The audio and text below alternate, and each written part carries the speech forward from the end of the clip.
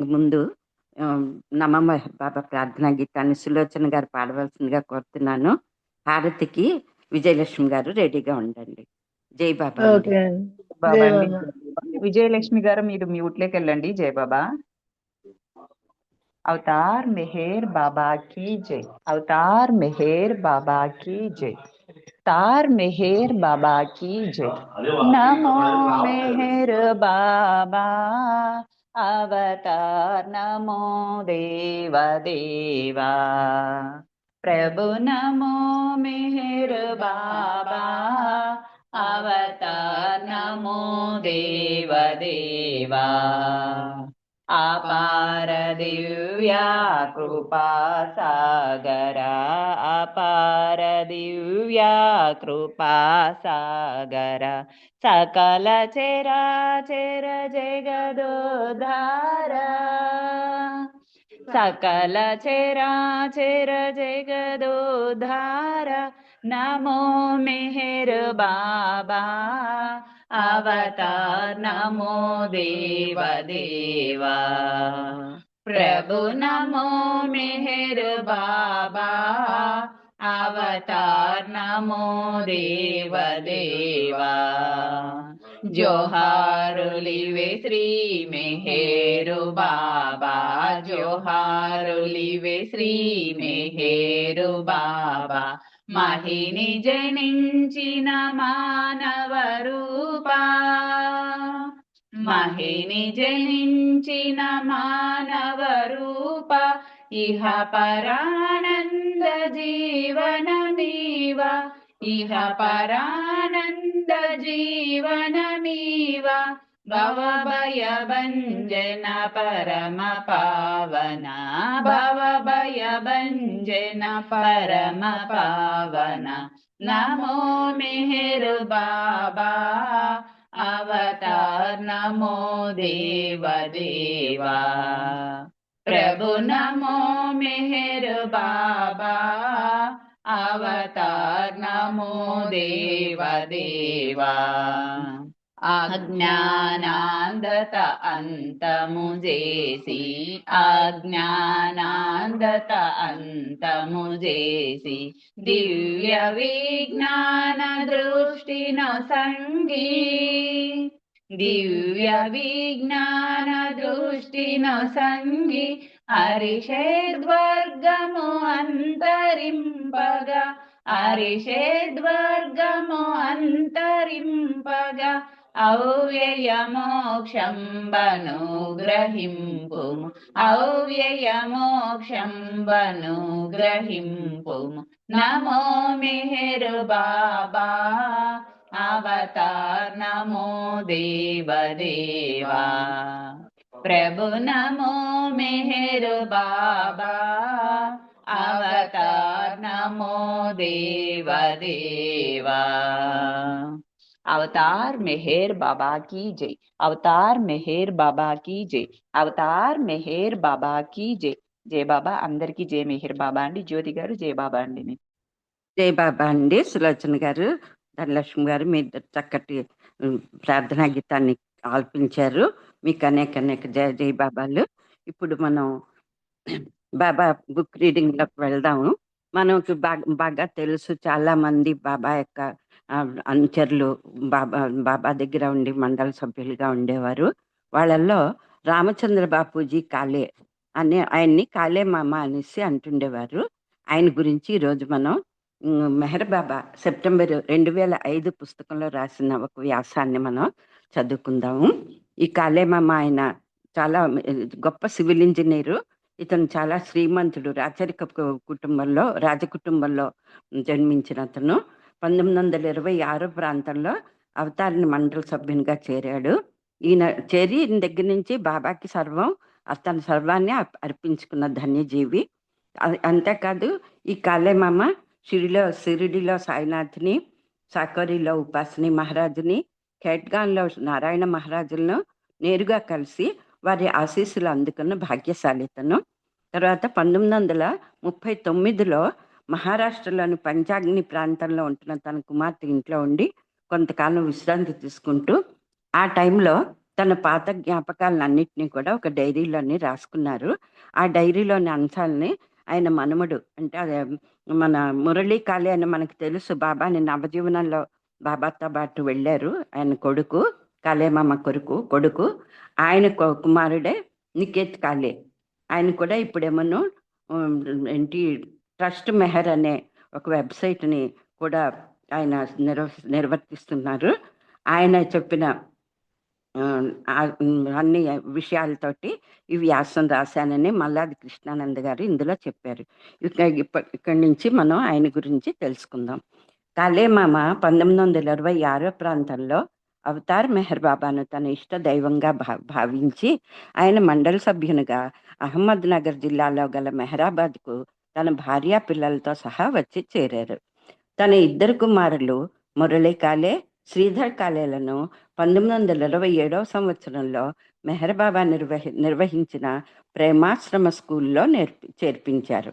మెహర్ బాబా నెలకొల్పిన హజ్రత్ బాబాజాన్ స్కూల్లో చేరిన తొలి 10 మంది విద్యార్థుల్లో కాళేమామ ఇద్దరు కుమారులు ఉండడం పేర్కొనదగిన విషయం. మురళీ కాలే అవతారుడు జరిపిన నవజీవనంలో కూడా పాల్గొని అవతారుని ప్రశంసలు సైతం అందుకున్నారు. కాళేమామ మెహరుణ్ణి దర్శించుకోవడానికి పూర్వం షిరిడీలో సాయినాథుని దర్శించుకున్నాడు. ఆయన ఆశీస్సులు అందుకున్నాడు. కాళేమామ కొల్హాపూర్ నివాసి. ఆయన తండ్రి బాపూజీ కాలే కొల్హాపూర్ రాజస్థానంలో మంత్రిగా పనిచేసేవారు.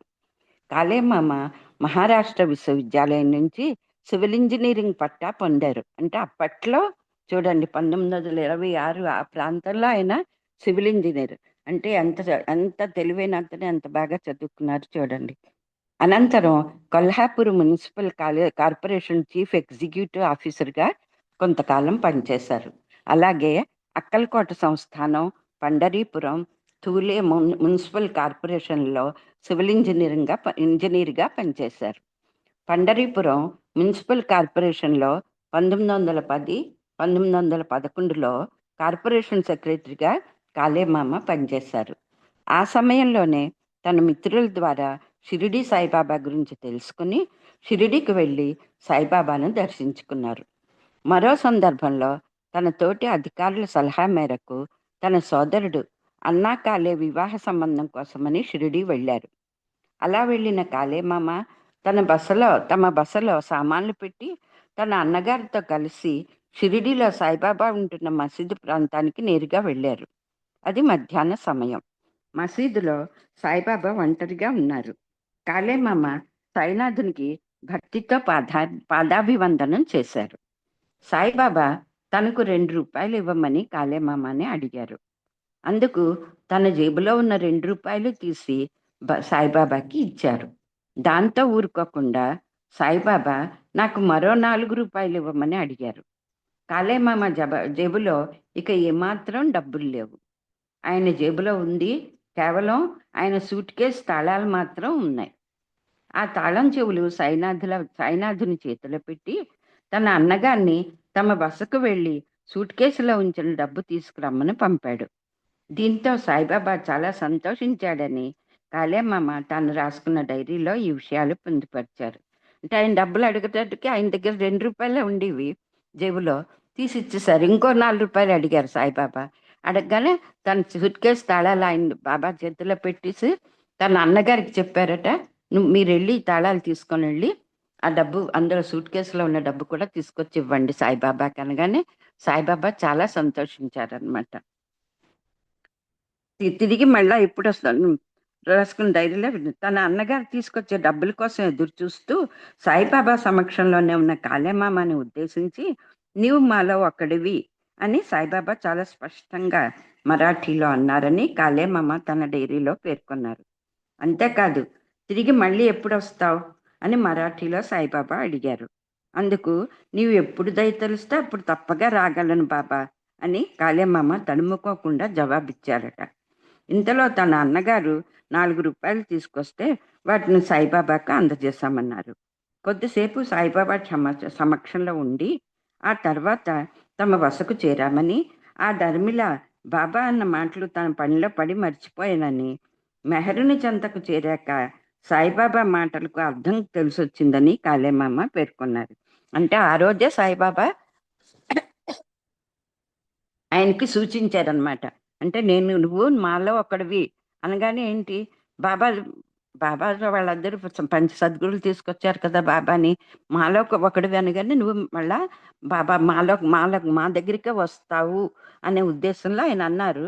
ఇతను మర్చిపోయారు. ఎప్పుడైతే మెహర్ బాబా దగ్గరికి వచ్చారో అప్పుడు ఈయనకి సాయిబాబా మాటలకి అర్థం తెలిసింది.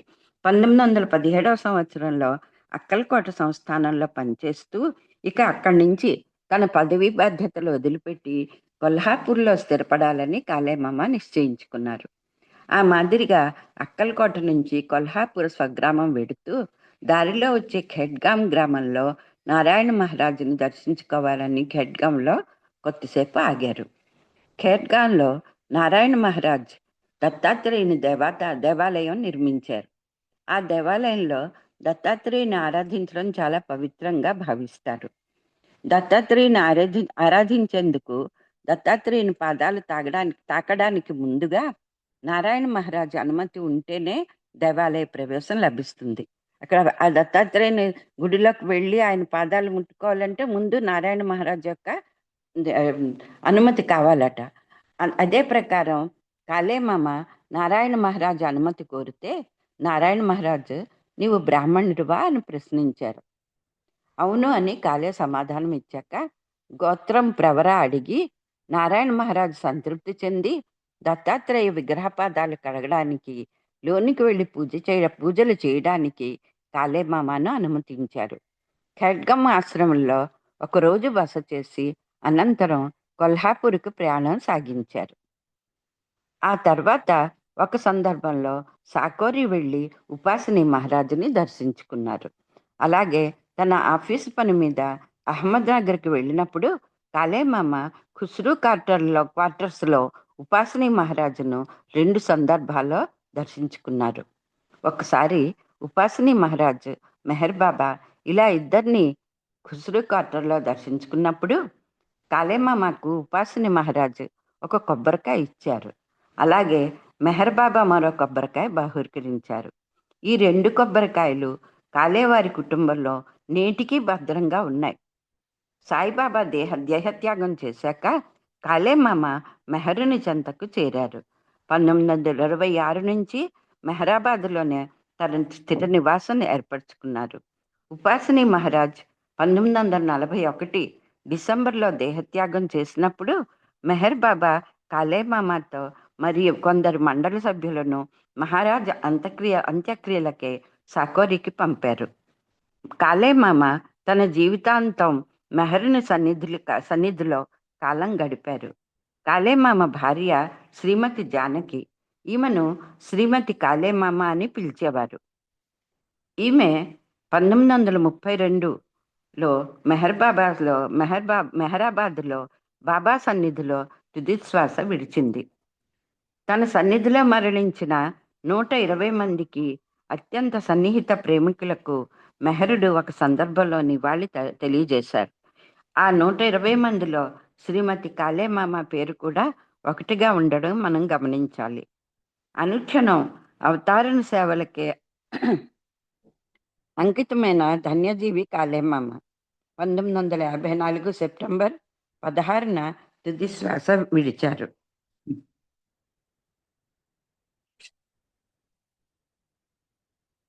మురళీ కాళేమమ్మ కుమారుడు మురళీ కాళే. ఇతని కొడుకు గురించి కూడా వివరాలు రాస్తున్నారు. 1927లో మెహరాబాద్ ప్రేమాశ్రమంలో చేరిన తొలి 10 మంది విద్యార్థుల్లో ఒకరాయన.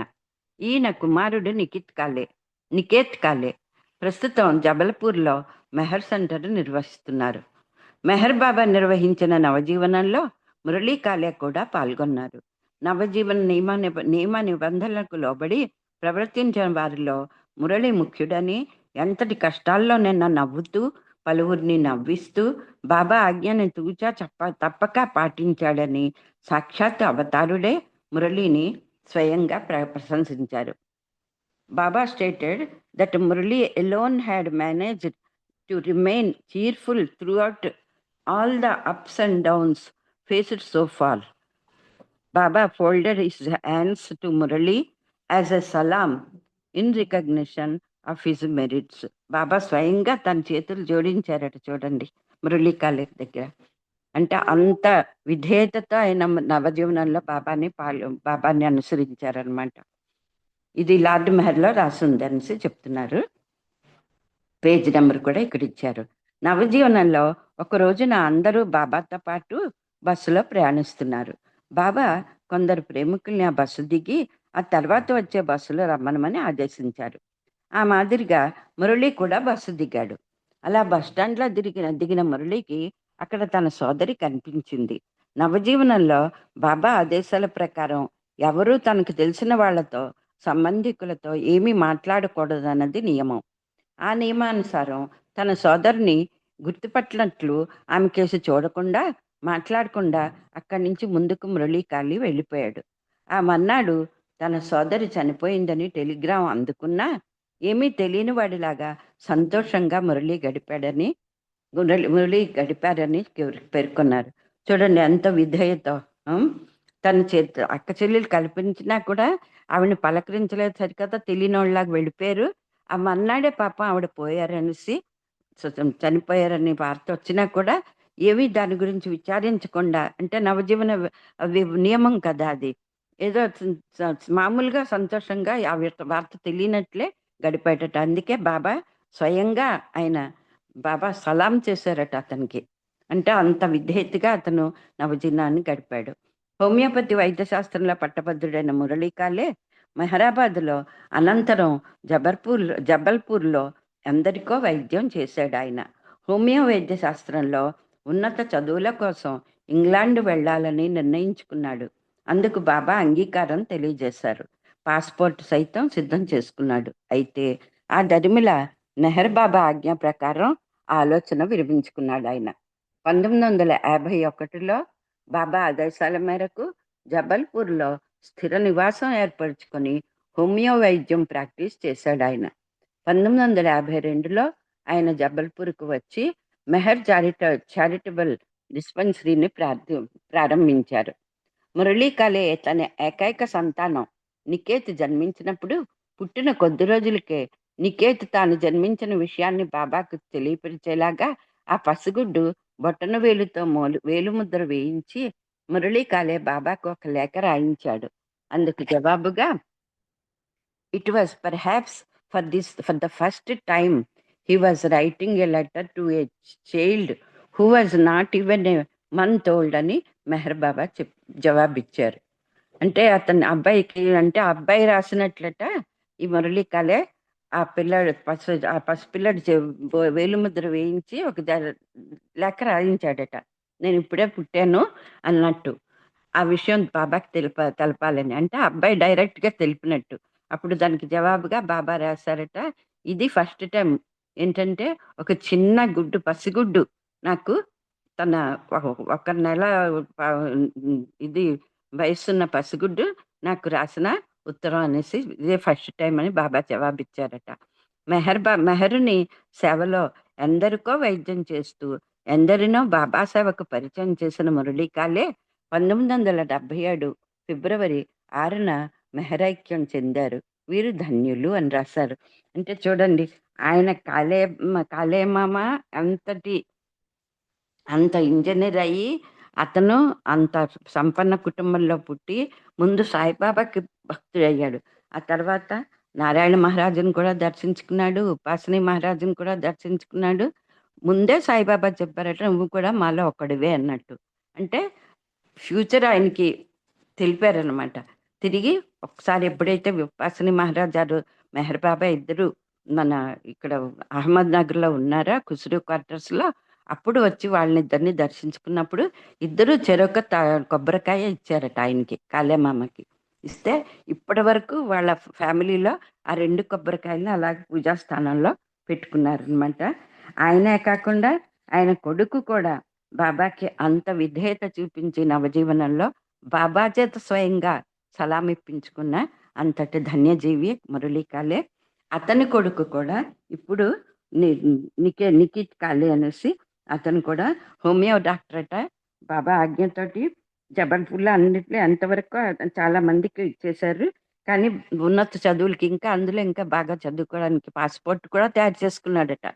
కానీ ఎప్పుడైతే బాబా వద్దు వెళ్ళొద్దు అన్నారో మానేశాడు. చూడండి, అంత బాబాకి విధేయతగా ఉన్నాడు ఆ అబ్బాయి కూడా, అతను కూడా. సార్ తిరిగి జబల్పూర్లోనే నివాసం చేసుకొని హోమియో డాక్టర్గా ప్రసిద్ధి చెందాడు. అక్కడ అందరికీ వైద్యం చేశాడు. తర్వాత ఇతనికి జన్మించిన సంతానం ఒక్కడే కొడుకు. ఆయన కూడా నికేత్, ఆయన అబ్బాయి పేరు. ఆ అబ్బాయి చేత లెటర్ రాయించి వేలిముద్ర వేయించి బాబాకి చెప్పారు. బాబా అందులో చెప్పారట, చూడండి, ఇతనే ఫస్ట్ చైల్డ్ బాబాకి ఉత్తరం రాసిన వాడు అనేసి చెప్పారట. నిజంగా వాళ్ళు ఎంత ధన్యజీవులో చూడండి. ఆయనే కాకుండా ఆయన కొడుకు, ఆయన మనవడు, అందరు కూడా, ఆయన మనవడు కూడా ఇప్పుడు కూడా వెబ్సైట్ అది తయారు చేసి ట్రస్ట్ మెహర్ బాబా అన్న వెబ్సైట్ తయారు చేసి బాబా విషయాలు అందరికీ ఆ వెబ్సైట్లో చెప్తున్నాడట. నిజంగానే అలాంటి ధన్యజీవులు అంత ఆధ్యాత్మికంగా ఉన్నత స్థితిలో ఉన్న ఆత్మలు కాబట్టి వాళ్ళు అలాగా కొడుకు తర్వాత అసలైన తండ్రి తర్వాత కొడుకు తర్వాత మనవడు కూడా బాబాని అలాగా ఫాలో అవుతూ వచ్చారు. నిజంగా అంతకంటే ధన్యజీవులు వాళ్ళ గురించి మనం ఈరోజు డీటెయిల్గా తెలుసుకున్నాం కాబట్టి మనం కూడా ఎంతో అదృష్టవంతులం. ఈ అవకాశం బాబా మనకి ఇచ్చారు ఈరోజు. అందుకని బాబాకి మనం ఎంతో ఎంతో కృతజ్ఞతలు తెలుపుకుందాం. ఇప్పుడు ఇంకా ఎవరైనా ఒక సంకీర్తన చేస్తారా అండి? ఎవరైనా ఒక సంకీర్తన చేస్తారా హారతి ఇచ్చే ముందు? ఇంకా 8 నిమిషాలు టైం ఉంది. జై బాబా. ఎవరు? బాలరాజు గారు ఉన్నారండి? శ్రీనివాసరావు గారు చెయ్యండి. తర్వాత విజయలక్ష్మి గారు హారతికి రెడీగా ఉండండి. జై బాబా అండి. జై బాబా అండి. జ్యోతి మేడం గారు జై బాబా. యేసుమంత నీ ప్రేమ ప్రసరించెనా, ఎనలేని అనుభూతి కలిగేను. యేసుమంత నీ ప్రేమ విజయలక్ష్మి గారు మీరు కొంచెం మ్యూట్ చేసుకోండి. అనుభూతి కలిగేనులే, జన్మ తరించులే, పరిపూర్ణ పరమాత్మ పరిణామ జగమెల్ల పాలింపగ, పరిపూర్ణ పరబ్రహ్మ పరమాత్మవై పరిణామ జగమెల్ల పాలింపగ, పరిమిత స్థూల దేహము దాల్చిన మెహరు పురుషోత్తమ, యేసుమంత నీ ప్రేమ ప్రసరించనా, ఎనలేని అనుభూతి కలిగేనులే, జన్మ తరించులే, నిరాకార నిర్ద్వంద్వ స్థితిలోనని నిజరూపుగనలేని నిఖిలాదుల, నిరాకార నిర్ద్వంద్వ స్థితిలోనని నిజరూపుగనలేని నిఖిలాదుల, కృపదూపి చూచి వరమీయవ మేరు పురుషోత్తమ, యేసుమంత నీ ప్రేమ ప్రసరించనా, ఎనలేని అనుభూతి కలిగేనులే, జన్మ తరించులే, విభజింపగారాని కృపాసాగర అలలల్లె నీలోని మెలిగేములే, విభజింపగారాని కృపాసాగర అలలల్లె నీలోని మెలిగేములే, తడబాటు సడలించి భ్రమబాపవ, తడబాటు సడలించి భ్రమబాపవ మేరు పురుషోత్తమ, యేసుమంత నీ ప్రేమ ప్రసరించనా, ఎనలేని అనుభూతి కలిగేనులే, జన్మ తరించులే. అవతార్ మేర్ బాబాకి జై. థ్యాంక్ యూ అండి. జ్యోతి మేడం గారు అందరికీ జై బాబా అండి. జై బాబా అండి. జై బాబా అండి. శ్రీనివాసరావు గారు గొంతులో అంత అసౌకర్యం ఉన్నా బాబా మీద ప్రేమతో అడిగిన వెంటనే సంకీర్తన చేసినందుకు మీకు అనేక జై బాబాలండి. జై బాబమ్మ. జై బాబా అండి. విజయలక్ష్మి గారు బాబాకి హారతి ఇవ్వవలసిందిగా కోరుతున్నాను. జై బాబా విజయలక్ష్మి గారు. జై బాబా అండి, ఒక్క నిమిషం. ఓకే. అవతార్ మెహర్ బాబాకి జై. మనసు హారతి దే, మనసు హారతి దే, మనసు హారతి దే, మహిమాన్విత మంగళ చరణ. మెహర్ బాబా ప్రేమమయా, నీవే మాకు సర్వమయా. మనసు హారతి రే, మనసు హారతి రే, శుభకర మౌనే సుందర రూపం.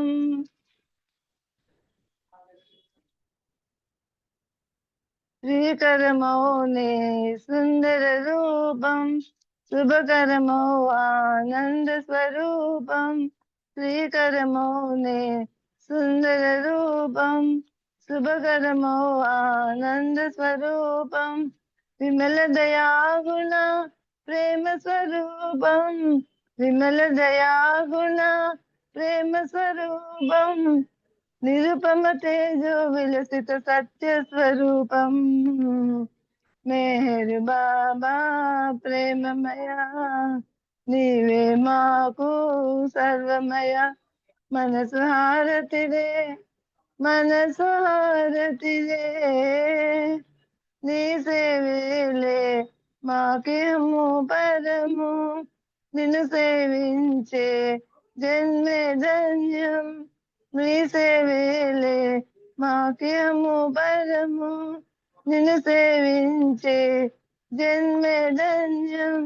నీ చరణములే శరణం శరణం, నీ చరణములే శరణం శరణం. జీవిత పరమావధి నీ సన్నిధి కాదా. మెహర్ బాబా ప్రేమమయా, నీవే మాకు సర్వమయ. మనసు హారతి రే, మనసు హారతి రే, మానస చోరా మరి జయ కోరా. శాశ్వత మౌనే దరిరా నేరా, మానస చోరా మరి జయ కోరా. శాశ్వత మౌనే దరిరా నేరా. అంజలి తోటే మా మనసుల నీకు, అంజలితో మా మనసుల నీకు హారతి చేసాము మౌన స్వరూప. మెహర్ బాబా ప్రేమమయా, నీవే మాకు సర్వమయ. మనసు హారతి రే, మనసు హారతి రే, మనసు హారతి రే, మహిమానుత మంగళ చరణ. మెహర్ బాబా ప్రేమమయా, నీవే మాకు సర్వమయ. మనసు హారతి రే, మనసు హారతి రే. అవతార్ మెహర్ బాబాకి జై. థ్యాంక్స్ అండి జ్యోతి గారు. జై జై బాబా బాబా అండి. అందరి జై బాబా, జై బాబా. చక్కటి హారతితో ఈరోజు సమావేశం ముగిసింది. మనం బాబాకి అనేక అనేక ధన్యవాదాలు. ఈ అవకాశం ఇచ్చినందుకు మరొకసారి ధన్యవాదాలు తెలుపుకుంటున్నాను. మీ అందరికీ కూడా ధన్యవాదాలండి. జై బాబా అండి. అందరికీ జై బాబా. జై బాబా అండి. జ్యోతి మేడం గారు, కాళే గారు, మురళి కాళే గారు, వాళ్ళు మనవడు అందరి గురించి బాగా చెప్పారమ్మా. మీకు ధన్యవాదాలమ్మా. జై బాబా అండి. జై బాబా అండి అందరికీ.